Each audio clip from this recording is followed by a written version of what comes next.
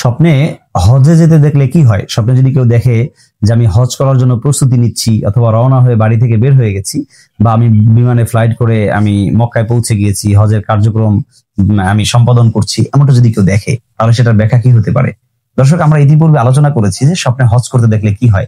এটার তিনটি ব্যাখ্যা রয়েছে। এক নাম্বার, যদি কোনো আনমেরিড পুরুষ দেখে যে সে হজ করতে যাচ্ছে, হজের প্রস্তুতি নিচ্ছে, তাহলে এর দ্বারা বোঝা যায় যে অতি দ্রুত তার বিবাহের ব্যবস্থা হয়ে যাবে। সুবহানাল্লাহ। দ্বিতীয় নাম্বার, যদি কোনো মেরিড পার্সন দেখে যে সে হজ করছে, হজের জন্য প্রস্তুতি নিচ্ছে, তাহলে এর দ্বারা বোঝা যায় আল্লাহ তাআলা তাকে একটা সুসন্তান দান করবেন। তৃতীয় নাম্বার হলো, মেরিড কিংবা আনমেরিড ছেলে কিংবা মেয়ে যে কোনো কেউ যদি স্বপ্ন দেখে যে সে হজের প্রস্তুতি নিচ্ছে অথবা হজের জন্য সে বের হয়েছে, এমনটা হলে বাস্তবে যদি সে হজের প্রস্তুতি নিতে চায় অথবা হজের প্ল্যান পরিকল্পনা করে থাকে, তাহলে আল্লাহ তাআলা তার এই হজটাকে কবুল করে নিবেন অথবা কবুল করে নিয়েছেন, এমনটা বোঝা যায়। সুবহানাল্লাহি বিহামদিহি। তাহলে আমরা তিনটা ব্যাখ্যার কথা জানতে পেরেছি, তিনটি ব্যাখ্যাই অত্যন্ত চমৎকার এবং ফলপ্রসূ। দর্শক, আল্লাহ তাআলা আমাদের সবাইকে এই ধরনের ভালো স্বপ্ন দেখে সেগুলো আমাদের জীবনে বাস্তবায়ন করা, উপভোগ করা তৌফিক দান করুন। আল বিদায়, মা আসসালামা।